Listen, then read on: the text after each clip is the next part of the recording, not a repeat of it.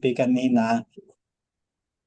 At kanina ko lang nalaman na alauna na pala. Kanya, hindi ako nakapag-adjust sa susunod kong commitment. Ano po kanya, pagpaumanhin nyo ulit na hindi ko uli kayang tapusin ngayon dahil 2:30 yung next commitment ko sa medyo malayo-layong part ng Valenzuela. No po kanya. Hindi ko kakayanin kasi ng 30 minutes yung travel dahil matraffic dito pa lang.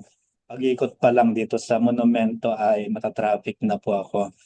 But it's my joy ano po na muli pong makapagbahagi ng salita ng Panginoon dito sa ating daybreak sa araw na ito. So purihin po ang ating Panginoon. Sabi po doon sa Psalm 118 verse 1, "Oh, give thanks to the Lord, for He is good, His love endures forever." So with that verse or not, tayo po ay manalangin at ipagkatiwala po natin sa Diyos yung isang oras na pagsasama-sama po natin dito sa Daybreak Global. Okay, tayo po ay manalangin. Heavenly Father, once again, we acknowledge your goodness, your love, and your powerful presence in our midst, wherever we are right now.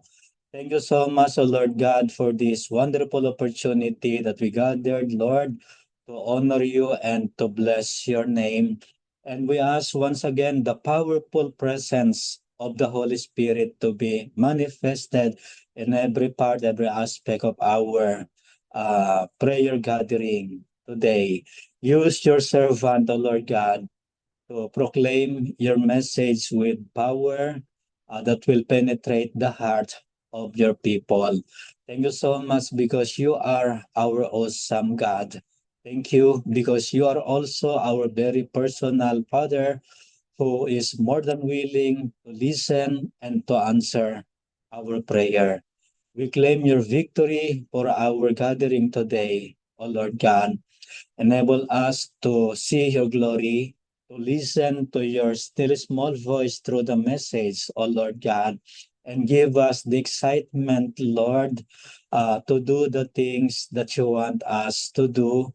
And whatever the message that you will bring us this afternoon or this morning, O Lord God, help us, Lord, to have a personal application for our lives and for our ministry. Lord, once again, thank you because we will experience once again your awesome presence, your power, and you will give us, Lord, more revelations of your love, of your power, and your promises for each and every one of us. Lord, thank you. Thank you for the victory of our gathering today. In Jesus' name, amen and amen. So, okay po, wala akong na-prepare na awit man lang. Pero kung may gusto pong, bago ako magbigay ng short devotion, baka po merong gustong magbigay ng kanyang praise report. Meron po ba? So kung wala, ako po, praise report talaga sapagkat yung kinonduct na ano nga tawag doon sa para matest yung aking biyanan kung meron pang natitirang cancer sa kanya ay zero na talaga. Kasi yung testimony ko nung nakaraan ay natapos na yung kanyang chemotherapy at natapos na rin yung CT scan sa kanya. Pero hindi pa naikukonduct yung isang test na nakalimutan ko pangalan sa test na yon. Dineclare po ng doktor na talagang free of cancer na siya. Wala na raw trace na makita. So purihin po ang ating Panginoon. At yung bayaw ko naman, natinest din siya sa ganun kasi nagsuspect sa rin yung doktor dahil sa naging karamdaman niya at wala rin pong colon cancer yung aking bayaw. So purihin po ang ating Panginoon sapagkat yung mga panalangin po natin ay kanyang tinutugon at Thanksgiving na po yung prayer na po para doon sa aking biyanan, si Orlando Valencia. Na po, alam ko na talagang kasama lagi sa mga prayers dito. So that is the praise report of our family. At bukas po ng madaling araw ay uuwi naman kami sa Nueva Ecija dahil 84th birthday naman ng aking nanay, ano po, at celebrate din namin ng merong pasasalamat. So, sige po, meron po bang gustong magbigay ng kanyang praise report bago ko po i-share yung akin pong, yung lesson na binigay po ng Panginoon para sa atin ngayon?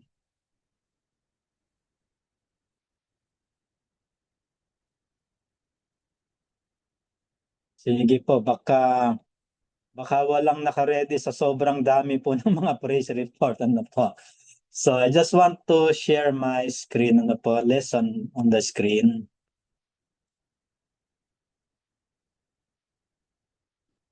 So ito po yung lesson na para po sa araw na ito na pinagpapatuloy pa rin po natin yung mula kay Oswald Chambers, ano po, at ito yung November 4 edition. So acting on his truth. So napakahalaga po nito kung titignan po natin na kung ano yung katotohanang sinasabi ng Diyos sa atin ay napakahalagang gampanan po natin. Minsan narinig ko sa isang preacher, sabi niya, the most powerful deliverance in the Bible is you will know the truth and the truth will set you free or shall set you free.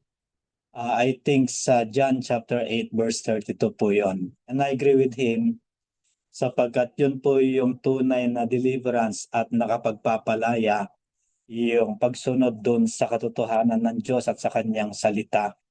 So sa lesson po natin ay ito po yung ating pagbabatayan sa James chapter 4 verse 8 na ganito po yung sinasabi, come near to God and He will come near to you. So habang nire-reflect ko po ito ay may isang katanungan sa aking puso, personal at sa ating lahat. So what is the personal message of God for you and for me regarding James 4:8? Ano ba yung sa biglang sikbo ng iyong damdamin ay ano ba yung dinadala ng Panginoon? At kanina po habang tinatanong ko yung aking sarili, ito po yung aking nakita. So when we take one step toward God in faith, God takes countless steps towards us in grace. Na sa bawat pagakbang natin palapit sa Diyos ng may pananampalataya ay napakaraming hakbang di natin kayang bilangin. Yung hakbang na ginagawa ng Diyos palapit sa atin upang maranasan po natin yung kanyang biyaya. So amen po ba? Nag-agree po ba kayo dyan? So according to our lesson, it's essential for us as ministers of the gospel. Tayo po yan sapagkat dala-dala po natin yung mabuting balita tungkol kay Jesus, mabuting balita ng kaligtasan at maging yung mga pangako ng ating Panginoon to give people a chance to act on the truth of God. Na talagang kinakailangan na penetrate po yung kanilang mga puso kapag sineshare natin yung gospel.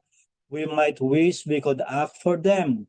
May mga pagkakataon na inisip natin na kung po pwede lang sana ano po, na talagang sa pamamagitan ng kaligtasan na tinanggap natin, sila iligtas na rin. But no individual can act for another. No po, sapagkat laging personal no po yung kaligtasan at laging personal yung pakikipagtagpo o pag-encounter ng Panginoon para maging powerful ito at ginagamit lang tayo para maunawaan at ma-encourage yung mga tao na magtiwala talaga sa Panginoon. Our role is to share the evangelical message. Ano po, a message which can and should lead to action. But the ultimate responsibility must be left with the individual. Nga nagpapasalamat tayo kapag na-share natin yung gospel na nag-respond po yung tao at talagang tinanggap yung Panginoon. Kanya madalas nating naririnig na nagpapalakpakan yung mga anghel sa kalangitan kapag merong isa na tumanggap sa Panginoon. At totoo po na napakasarap na tayo ay gamitin para merong makakilala sa ating Panginoon. So the paralysis of refusing to act leaves people exactly where they were before. Na kapag hindi nila natanggap ito ay parang walang pagbabago sa buhay nila. Once they act, they are never the same again. Wow! Naalala ko pa nung talagang naunawaan ko yung gospel, yun yung masasabi kong pinakamasaya na sandali sa buhay ko. At kung uulitin uli yun, hindi ako magbabago ng pasya, po, natanggapin talaga ang Panginoong Jesucristo at bilang Panginoong tagapagligtas. At doon nagpasimula yung napakalaking pagbabago, yung transformation, yung kagalakan, kahit may pagsubok, kahit na may mga pagkakataon na hindi naman nangyayari, yung mga pinaplano, pero nandun pa rin yung saya na binibigay ng Panginoon kasi totoong yung kapangyarihan ng Diyos yung nagpapabago. So sa tuwing nalulungkot ako, sa tuwing may mga kabigatan, lalo na kapag hindi ko nakikita yung mga success sa ministry, so binabalikan ko lang yung mga panahon na talagang ang Diyos ay tinawag ako sa ministry ito. Yun bang kinasasabikan ko lagi, hindi pa ako pastor, kinasasabikan ko laging pumunta sa church, kinasasabikan kong sumama doon sa mga gawain, kinasasabikan kong magdala ng pangkomunyon ng pastor namin. Sabi ko, pastor, pwede bang ako na magdala niyan, sasamahan ko kayo? Sapagkat yun yung panahon na ang sarap talagang maunawaan na ang Diyos ay binago ako at patuloy pang binabago. At nawa yung mga sinesharean natin, yan din yung maramdaman nila sapagkat nakikita yung excitement sa atin lagi. So acting on the truth of God can look like foolishness in the eyes of the world. No po. So ito yung dahilan. Because of this, many who have been convicted by the Holy Spirit refuse to act. Kasi nahihiya, baka mapagtawanan, baka mapagsabihan ng hindi magaganda po na yun bang nababaliw na yata. Naranasan ko yan. Sa wikang Ilocano nga, mga kamag-anak kong Ilocano, baladeta nga kasinsin tayo. Yun po yung kinasabi sa akin noon. So pero hindi ako nahiyaan po na i-share. At kinuwento ko na i-share ko sa kapatid ko na bunso at siya na yung ginamit sa nanay ko, sa tatay ko at sa mga kapatid ko at ngayon nagcha-charge plan. Yung kapatid kong bunso na yun, first year high school siya noon, nung masaya kong senior sa kanya yung gospel sa pamamagitan ng palitan namin ng sulat and then through letter din ay tinanggap niya si Lord Jesus bilang Panginoong tagapagligtas. At tuwing attend na siya doon sa church na sinabi kong puntahan niya noon, walang Methodist doon sa baryo namin kanya, sa isang church siya, full gospel church siya nagpupunta. Then after niyang pumunta naman doon sa church sa hapon, may kopya na siya ng mga awit, tiniipon niya yung mga bata doon doon sa bakuran ng mga nanay ko at sineshare niya yung gospel. So kanya hindi ko makakalimutan paano kung binago ng Diyos at nagkaroon ng impact yon sa buhay ng mga tao. Yun po yung kagandahan kapag talaga yung personal na karanasan po, yung transformation. Hindi mahirap na ma-share. And yet the very second I act, sabi ni Oswald Chambers, I live, all the rest is mere existence. The moments when I truly live are the moments when I act with my full will. No, excitement din yan mula kay Oswald Chambers. Sabi niya, never allow a truth of God that is brought home to your soul to pass without acting on it. Then sabi niya, not necessarily physically but in your will. Then dinugtong po niya itong ganda, record it with ink or with blood. So anong ibig sabihin niyan? Nilagyan ko ng kulay red, ano po yung dalawa na yan? So yung una, para sa akin po, we must respond immediately. No po, nung kinatagpo tayo ng Panginoon, maging kapag kinakatagpo tayo ng Panginoon ngayon para i-share yung kanyang salita, huwag nating aksayahin yung panahon. We must respond immediately. Record it with ink or with blood. Nang kahulugan is part of our life covenant with God. na covenant natin sa Panginoon yan. Ano po, na hindi natin dapat nabaliwalain. Dahil yung Diyos hindi tayo binabaliwala. Lagi niya tayo yung pinoproteksyonan at laging binibigyan ng wisdom, ng message, ng mga revelation. So hindi natin dapat nabaliwalain. Then sabi pa ni Oswald Chambers, the weakest saint is emancipated the instant she acts. In that instant, all the power of God Almighty is on her side. So, kahulugan nito, yung divine strength, ano po, comes not just by obedience, ano po. Divine strength comes through obedience, ano po, yung tuloy-tuloy na pagsunod sa ating Panginoon. Our will must be aligned with God's truth. Lahat ng mga desire natin, lahat ng mga plano natin ay i-align natin doon sa katotohanan ng ating Panginoon. So we back down from acting on God's truth all the time. So parang pinakikita lang dito ni Oswald Chambers, ano po yung nangyayari kapag ka hindi ganon talaga natawag doon kaseryoso para i-share yung gospel. Yung talagang parang kulang yung passion. We come up to the truth, confess we are wrong, then turn back. Kumbaga parang nagiging cycle, hindi ganun ka-passionate. Bumabalik doon sa dating parang nahihiyaw, natatakot-takot. We do this over and over again until we learn that we have no business going back. Magandang ma-realize po natin yan. We have to transact business with our Lord on the truth He is showing us. Then whatever it may be, when it tells us come, He really means transact with me. So ganyan po kaseryoso yung Panginoon na talagang sa lahat ng aspeto ng buhay natin ay kasama siya, naka-align siya sa buhay natin, sa puso natin, at laging yung gospel ay dala-dala natin sa maraming mga tao. Kanya sabi niya, come near to God o come near to me, the last thing we'll do is come to God.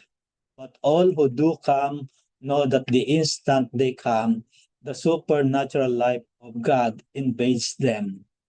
So alam ko po karanasan natin yan. Katulad ng mga karanasan ko na talagang hindi kayang ipaliwanag kung gaano ka-powerful yung Panginoon. Kung gaano kasarap na maranasan yung kanyang kabutihan, katapatan na sineshare, tinatanggap ng iba. The dominating power of the world and the flesh and the devil is paralyzed not by their act of coming, but because that act has linked them to God and His redemptive power. So napakahalaga talaga na yung connection natin sa ating Panginoon, hindi napuputol, ano po. Yun ang nag-i-empower sa atin. So sa bandang huli, nilagay ni Oswald Chambers itong Jeremiah 32, chapter 32 to chapter 33, and Hebrews chapter 1. At sa pag-reflect ko nito, sa maikling reflection nitong mga talatang ito na may kaugnayan doon sa lesson natin ay ganito po yung aking personal reflection. In Jeremiah chapters 32 and 33, God reveals that nothing is too hard for Him. So sinabi niya po yan paulit-ulit na nothing is too hard for our God. And invites us to act in faith on His unshakable promises. So meaning wag tayong matakot na sumunod sa Panginoon. Wag tayong matakot na gawin yung kalooban niya at patuloy na ipahayag lang yung katotohanan. Wag tayong matakot na wag mag-compromise sapagkat ayaw ng Diyos na mag-compromise tayo sa kasinungalingan. Then Hebrews chapter 1 reminds us that this same Almighty God now speaks to us through His Son, Jesus, calling us to respond, trust, and live out His truth with bold obedience. Yes, with bold obedience. Yan, hindi madali yung mga pinagagawa ng Panginoon sometimes sa atin. Pero nangako naman siya na hindi tayo iiwan ni pababayaan man. Habang nabubuhay tayo doon sa kalooban niya at habang sinusulong natin yung katotohanan katwiran ng Diyos. Hindi niya tayo pababayaan. So, wisdom from Oswald, ano po, doon sa lesson natin, ito po yung nakalagay. God engineers circumstances to see what we will do. Will we be the children of our Father in heaven, or will we go back again to the meaner common sense attitude? So isang katanungan po yan. At alam ko yung sagot natin ay magpapatuloy lang tayo sa pinagagawa at kalooban ng Panginoon. Will we stake all and stand true to Him? Be thou faithful unto death, and I will give thee a crown of life. The crown of life means I shall see that my Lord has got the victory after all, even me. Then, yung wisdom na yan ay nireflect kong mabuti. What is my personal understanding about that wisdom of Oswald Chambers na nakalagay sa ating lesson? Ito po yung para sa akin, God orchestrates our circumstances to reveal whether our faith is rooted in trust or mere convenience. Then listen, true victory comes when we remain faithful even when it costs us something. No po, kahit na minsan yung oras na yung ilalaan nating oras ay matindi talaga, may mga sacrifices tayo, no po, may mga iiwanan tayo, may mga kalilimutan tayo, may sasakripisyo tayo, litin ko po yon. Pero kapag ginawa natin yan, ay doon natin mapaparangalan yung Panginoon. In the end, the crown of life is seeing Christ triumph. Yan po yung maganda na yung buhay natin ay makita. Sabi ko nga nung Sunday sa aming memorial Sunday service, na dapat yung buhay natin ay magmarka na po. Anong marka yung iiwanan natin? So alam natin na yung buhay natin ay dalawa yung pwedeng maging marka, negative or positive. At sabi ko nga, lagi kong sinasabi dito sa charts, yung mga may kinalaman sa ghost projects at doon sa flood control projects na hindi naman totoo, nagmamarka yung buhay nila, markado. Na po, pero negative. So kung nagtatagumpay yung Panginoon sa buhay natin, sa Panginoong Jesus, maganda yung markang iiwanan natin, manifested in our own obedience and steadfast faith. So my personal reflection for the whole message dito sa November 4 edition. So number 1, truth demands action. Na po yan, yung katotohanan, hindi pwedeng walang action. So God's truth only transforms us when we obey. It's in acting, no po, not just hearing, that real life begins. So yung tunay na buhay na nakaugnay sa ating Diyos ay nagsisimula nung sinasagawa po natin yung katotohanan na nais ng Panginoon sa buhay natin. Pangalawa, strength comes in obedience. No po, yung lakas spiritual, yung courage, at yung kakayahan nating magtagumpay ay sa pagsunod sa Panginoon. Tingnan natin, yung Bible, lahat ng sumunod sa Panginoon ay nakaya nilang magtagumpay maging sa mga challenging situation. At sabi nga ni Wesley Duell, nabasa ko minsan, na the secret of all obedience, and the secret of all miracles is obedience. Obedience to the Lord. Ito yung sabi niya. So the moment we act in faith, God releases His power and turns our weakness into strength. Sapagkat yun yung hiwaga, yun yung kapangyarihan ng Panginoon dumadaloy sa atin. Then number 3, nearness invites power. Yung intimacy natin sa Panginoon. Habang sumusunod tayo doon sa katotohanan, na-apply natin ano yung totoo, mas doon tayo, mas napapalapit sa Diyos at nagiging intimate tayo sa Kanya.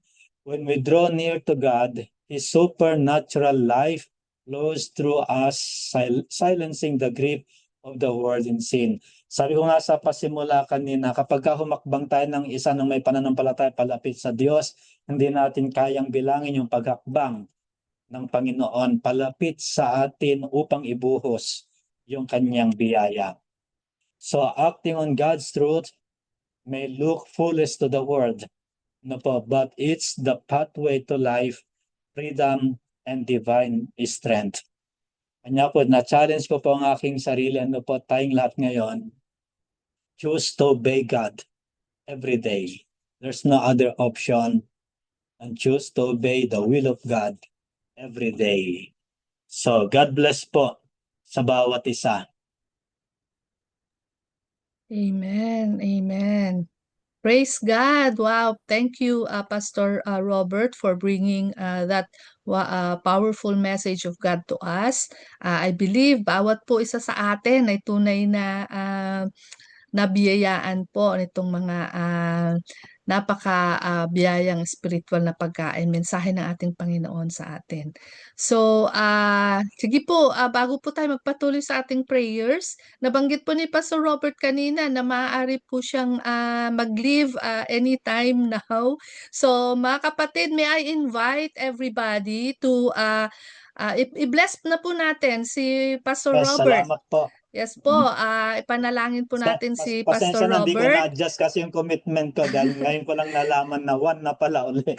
Opo, nagbago po yung oras. So sige po, may I invite everybody, if you are able po, to open your cameras and open your microphones especially. At atin pong i-bless si Pastor Robert sa panalangin para po kung anytime po ay iwan po niya tayo dito sa room, ay dala-dala na po niya yung blessing na Amen. mula sa Amen. ating prayers. Amen. Okay, so Amen. sige po.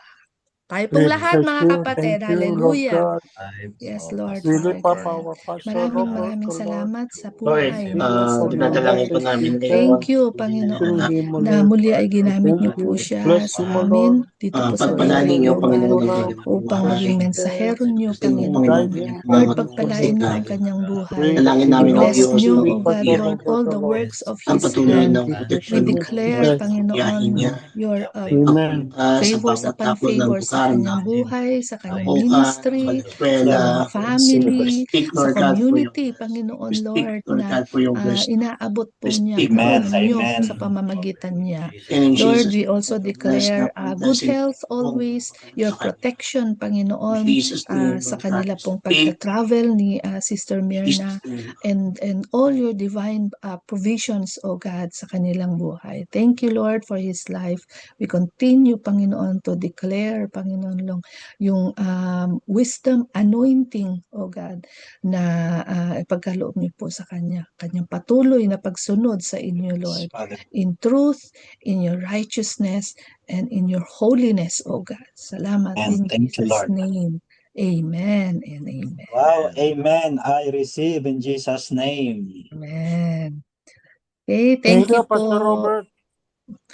So, sige mga kapatid, let me just share my screen again now and tuloy-tuloy na po tayo sa ating prayers. And of course, napakagandang segue po yung lahat po nung ating narinig mula sa devotion. At as we present or lift up to God in prayer, yung ating pong mga prayer petitions ay let us claim yung katotohanan po sa salita ng ating Panginoon and one of and yung mga promises niya, di ba? Nasabi niya sa Mark 11:24, di ba? You believe, ask whatever you ask in faith, believe that you will receive them and it will be yours. So, i-claim na po natin, done, it's a done deal, and ang ating pong mga prayers ay kahit na habang ipinapanalangin natin ay talagang hindi lamang nakikinig ang ating Panginoon, kundi He is already working towards the answers to our prayers according to His will, to His plan, and to His ways, according kung papaano, si Lord lang po nakakaalam, and kung kailan. Ayan, His perfect timings. Lagi nating binabanggit po yan. So sige po, para po unahin na po natin yung ating pillars of society sa government. Yan, so yung mountain of influence ng government. At of course, yan. So, pag-isahin na po natin dahil ang magkasunod po yan yung ating prayers for the nations and the governments din po. Okay, so let's continue to pray for all the nations na syempre ating tuloy-tuloy for Israel. Continue to bless Israel with our prayers. At yung inumpisahan na peace negotiations, I think they're making it into phases. Parang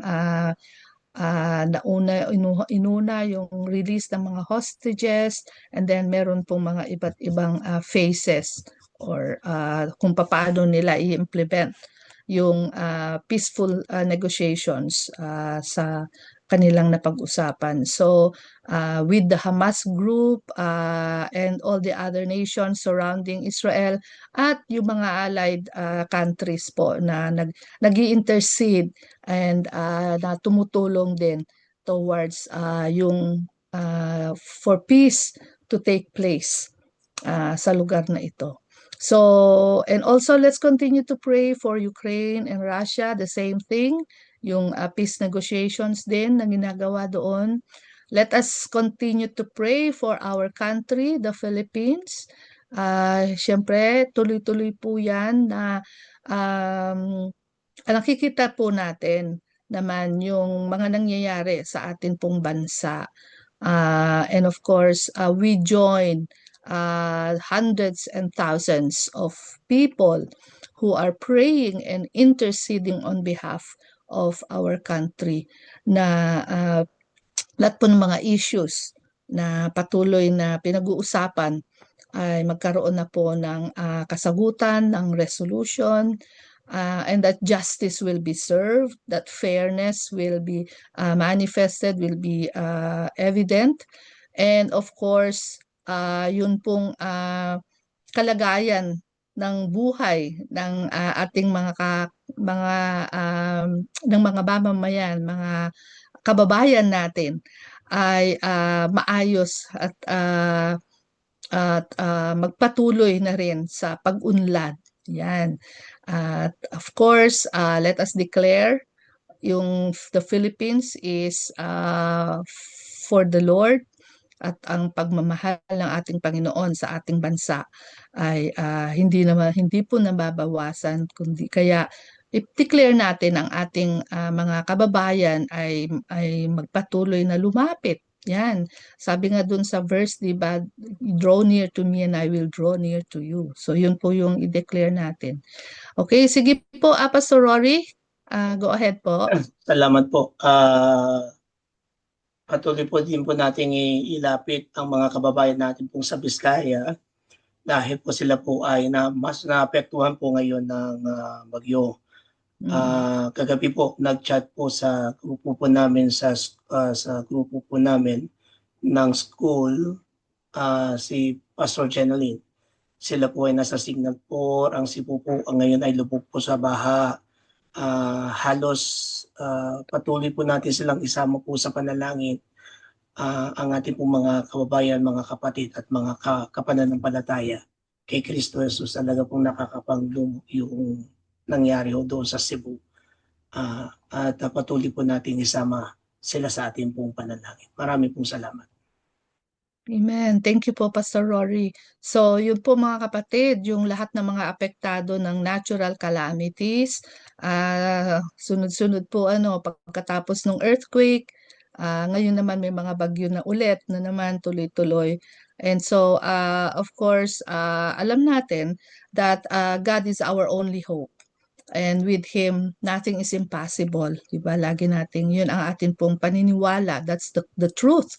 And yun po yung pinanghahawakan po natin. Kaya sa Kanya po tayo laging lumalapit. And of course, the rest of the world and all the governments then, that God will raise up more Christian government leaders, okay, who will truly have the holy fear of God, at talagang susunod po sa pamamaraan ng ating Panginoon sa kanila pong pagtupad at pagganap sa kanila pong mga tungkulin sa posisyon na ipinagkatiwala sa kanila. So sige po mga kapatid, let us all join together now. May I ask everyone to unmute yourselves, open our microphones, at sabay-sabay po tayo. Let's do a prayer blast dito po sa Pillar of Society on the Government, and tuloy-tuloy din po sa prayers natin for nations and the government's leaders. For 1 minute po. Sige po. Tayo pong lahat ngayon na Most po. gracious Heavenly Father, we lift Hallelujah. up our Yes, Lord government, Father, O Lord, thank our you nation, O that we Lord. can continue, Lord, to intercede and Kami, stand Panginoon, in the gap, nilupilit O God, lapit po sa iyo. for the Bless the nations country, and the Lord. governments. Alam Sinadalangin namin, O din po God, namin yung itong hindi mga nalilingid sa inyo, and you sa know what's Cebu na happening in the nabaha, world, Diyos Lord. ang matagumpay. Lord, we protektahan just Kayo ang Diyos sila, ng continue, O God, to gobyerno. entrust Panginoon, everything na into Kayo ang your Diyos ng powerful mga hands, matutunan. dapat Lord. hindi Kayo Because ang we kasama. know, na Panginoon, Lord, Sinadalangin you din po all namin ang always work gobyerno, together for the good magmula of sa those you love presidente and who hanggang love sa you and Lord, are called according to mabababa your purpose. tunawin ninyo yung Lord, we barangay, continue to Panginoon, na bless Israel through palayan, our pagkakas ngayon, O prayers Diyos, sa and bigyan ng praying, O kaluluwa, God, na bigyan ng kalakasan na lahat ng negotiations, O God, nagiging towards decision na peace, para sa inyo Panginoon, lamang. ay tuloy-tuloy ito po'y Yung mga ginagawa magpapatuloy ninyo hanggang sa namin, lahat po ng mga ibang mga nakalagay bansa, doon Alam, ay Panginoon, yung pong mga matutupad. nangyayari sa Salamat, Lord, sa mga bansa, leaders, Panginoon, kaguluhan, ng Panginoon, iba't ibang mga bansa crisis, who are working together, judicial Panginoon, crisis, upang Panginoon. magkaroon na po We ng ask, Father God, maayos na we ask, Lord God, for peace. katapusan ang We ask, mga Lord God, for sigalot your na ito, kingdom. We mga ask, Lord God, conflicts for na your ito, and people. even also Tanggalin mo, between Panginoon, Ukraine ang and bawat Russia. mga Lord, we continue to lift up tanggalin mo nga, all the Panginoon, ang bawat Philippines. mga hindi Sa pagkakaunawaan. kasalukuyan, O God, ay Diyos, O meron na Diyos, namang mga bagong hawakan mo ang bagyo, puso O God, na dumating. We ng think about presidente. those who have been affected by natural calamities, Lord, na patuloy, Opo, Panginoon, na kayo ang maging pag-asa nila. Kayo, Panginoon, ang maging proteksyon nila. Kayo, Panginoon, ang maging Sara, Panginoon. ang Ang bawat provider mga nila, O calamity, God. bawat mga And oras. Lord, that through all this, Panginoon, ay patuloy magtiwala sila sa inyo, O God, na hindi niyo po sila pababayaan dahil yun po ang ipinangako niyo. Lord, we pray also for all the other issues that's going on, Lord. We come against the spirit of corruption, the spirit of greed, the spirit of injustice. We pray against, oh God, the spirit of self-sufficiency. We declare, oh God, ang bansang Pilipinas is for you, Lord. At alam namin, mahal mo ang bansang Pilipinas. And so, Lord, we declare that you will raise up more Christian leaders, oh God, who will truly, Panginoon, stand in your truth, Panginoon, in the way, oh God, na nais mo na magampanan nila, Panginoon. And that they will just be bold enough and courageous enough, Panginoon, Lord, to fight, oh God, against corruption, against other mga wicked ways, Panginoon, sa leadership, Panginoon, ng aming bansang Pilipinas. And so, Lord, maraming salamat. Declare your peace, O God, on all the nations. And we declare, O God, kayo pa rin, Panginoon, ang may in control and sovereign authority, Lord, over all your creation, including all the nations. You all the praise and glory. In Jesus' name, amen. Jesus' mighty name. Amen. Amen. Amen, amen, amen. Isunod po natin ang prayers for the church and the ministries. At dito po ay pwede po ba nating hilingan si Pastor Jenilyn? Are you okay? Ay, andito po ba si Pastor Jenilyn? Nakita ko, ay wala pala siya. Akala ko nandito po siya. Okay, Sister Lydia, pwede niyo po ba kaming ipangunahan dito sa prayer for the church and ministries po? Pwede po ba kayo mag-unmute? Sister Lydia? Okay lang po ba? Opo.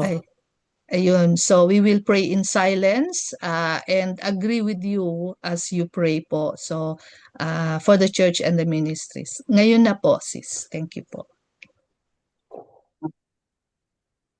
Let us pray. O Heavenly Father, Lord Jesus, O Holy Spirit, Salamat po, Panginoon, sa inyong presensya po, Panginoon.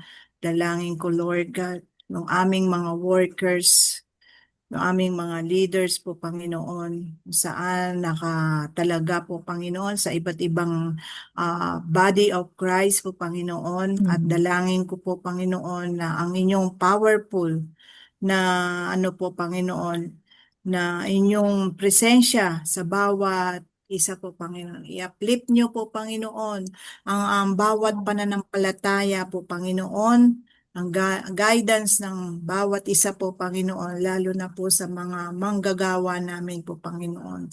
Lord, we pray, Lord Jesus po, Panginoon, pati na yung aming mga leaders ng church po, Panginoon. Dalangin ko rin po, Panginoon, they will remain faithful and loyal to you, even in the midst of our difficulties, our circumstances po, Panginoon, iba't ibang nararanasan namin po, Panginoon, sa iglesia po, Panginoon. Lord, manindigan kami po, Panginoon. We will stand on you po, Panginoon, Lord. At lahat ng gawa ng enemy will not prosper po, Panginoon. In Jesus' name, we bind them, we trample under our feet po, Panginoon. Maraming salamat po, Panginoon, Lord. Yung inyong sword of the living word po, Panginoon, ang siyang mananatili, ang inyong mga pangako, ang inyong mga po, Panginoon, Lord God, ang siyang grace, ang inyong katapatan, ang inyong pangalan po, Panginoon, ang siyang maitaas, ipaglingkod po namin at maihayag namin po, Panginoon, Lord, kung gaano kayo kabuti, kagaya kanina po, Panginoon, doon sa sineshare ng aming pastor po, Robert po, Panginoon, we should act, Lord God, we should act out of our obedience po, Panginoon. At Lord, dalangin ko po ang bawat isa, lalo na dun sa mga members po, Panginoon, ay magkaroon din kami ng pagkakataon, magkaroon din kami ng time po, Panginoon, na maglingkod sa inyo. Hindi lamang po uupo lang sa isang parte ng aming iglesia, kung hindi, Lord, hayo kami po, Panginoon, hindi lamang po doon sa mga kapwa naming membro, kung hindi lalabas kami po, Panginoon. Nandito kami, tinawag nyo kami at magawa namin ang inyong purpose na ito po, Panginoon. At Lord, dalangin po namin na yung mga naipahayag namin, yung mga na-witnessan namin, yung aming mga tinanim, let it grow po, Panginoon, at kayo po ang Lord God, magdilig ng mga ito. Ihahayag namin, Lord God, ang inyong mga salita saan man lugar, saan man kami dako na dalhin po, Panginoon, Lord God, at daladala po namin ang inyong salita, ang inyong balita, ang inyong good news na ito po, Panginoon, na dalangin po namin na mag-shine po, Panginoon, ang bawat isa sa amin po, Panginoon, at Lord, tunay na sabi nyo nga po, Panginoon, na kayang baguhin ng mga anak nyo na tinawag nyo po, Panginoon, at ma-impart na ito po, Panginoon, sa mga iba't ibang mga anak nyo na tinawag po, Panginoon. Maraming salamat po, Panginoon, lalo na doon sa mga kabataan po, Panginoon, sa mga bata po, Panginoon, na nangangailangan din ng panalangin, nangangailangan din ng inyong mga salita po, Panginoon, lalo na doon sa mga Lord God na mahihina ang pananampalataya po, Panginoon. Magpahayag kayo, Lord God, at ang bawat isa sa amin po, Panginoon, kayo po ang mag-speak, kayo po ang makita, kayo po ang marinig sa aming bibig na ito po, Panginoon Lord. Ibubuka nyo ang aming bibig na ito para sa ikalwalhati nyo po, Panginoon Lord God. At dalangin po namin, Lord God, maging sensitive din kami, maging mapagmatsyag din kami, yung discernment namin po, Panginoon, gawin nyo pong mas, Lord, mas sharp po, Panginoon Lord, dun sa mga need na mga anak nyo. Maraming salamat po, Panginoon. Dalangin ko, Lord God, na ang aming mga miyembro, ang aming mga leaders, ang aming mga workers, pati na ang mga pamilya nila po, Panginoon Lord, ay ingatan nyo, protektahan nyo po, Panginoon, i-bless nyo at lahat ng mga pangangailangan, Lord God, Yes. ng aming mga workers na ito, Lord, ay matugunan po, Panginoon. Yes, Lord. Maraming salamat sa bawat paghayo, sa bawat, Lord, pagtugon, pag-obey sa inyo po, Panginoon, nandun yung protection nyo, nandun yung kalakasan na nanggagaling sa inyo. Maraming salamat po, Panginoon, Lord God, at dalangin ko po, Panginoon, Lord, every Lord, na susunod sa inyo po, Panginoon, Lord, ay meron po, Panginoon, na will, Lord God. Yung will nyo po, Panginoon, ang siyang nakikita nyo, yung favor nyo po, Panginoon, at dalangin ko po, Panginoon, Lord, hindi po matatapos itong mga, Lord, na yung mga instruction na ito, Lord. Maraming salamat po. Lord, send nyo yung bawat angels, Lord God, sa bawat mga churches na ito na nakabantay po, Panginoon. Maraming salamat. In Jesus' name, we pray. Amen and amen. Amen and amen. At sa panghuli po na ating pong prayer focus, ang prayers for healing para po sa mga kapatid na mayroong karamdaman. So, those who are on our prayer list, and kung may kilala po tayo na wala dito sa list, if you want their names to be included here, just let us know.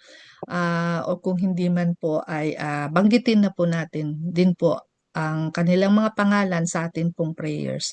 So katulad po nung sharing update praise report ni Pastor Robert kanina, so we thank God for the healing that has already taken place sa buhay po ng kanya pong biyanan, si Brother Orlando Valencia. Ito po, oh, wow! So praise God! So Thanksgiving na po tayo dyan kay Tatay Orlando Valencia at tinugod po lang ating Panginoon ang atin pong mga panalangin na sa araw-araw po, it took a while, alam po natin yan, but ito na po ang katugunan sa ating panalangin, and we give all the praises to God.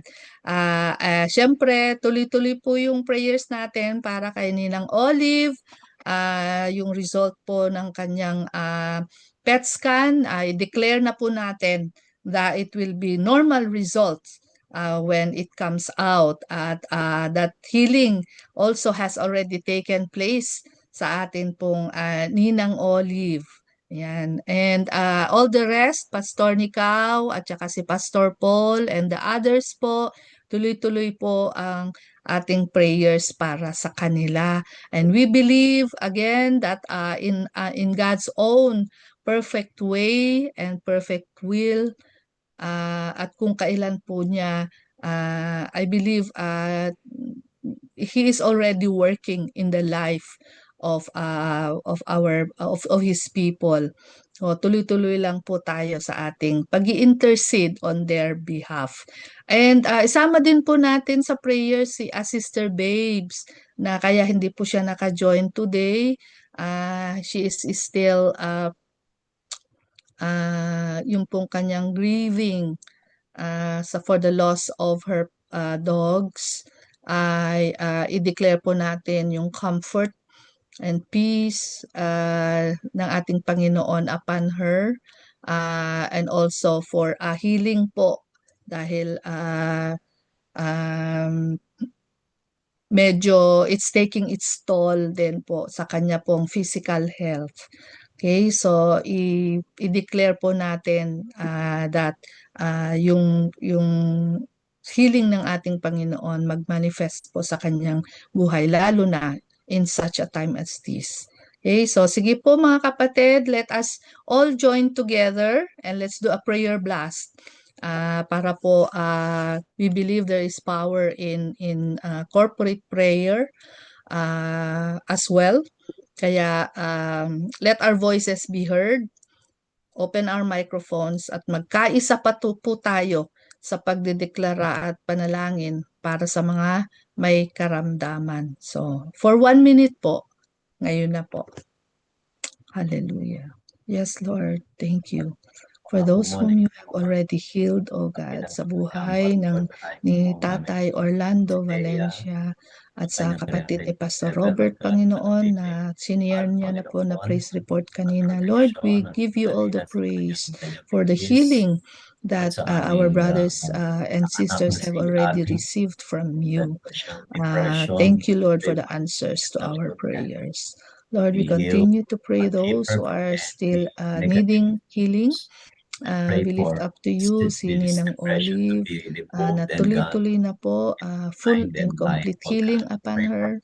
And lalong higit, O God, we are declaring now, O God, that in the name of Jesus, ang result ng kanyang PET scan, O God, ay magiging normal, Panginoon Lord, na wala pong makikitang anumang trace of cancer or anything sinister, Panginoon, sa kanya pong investigations na yun.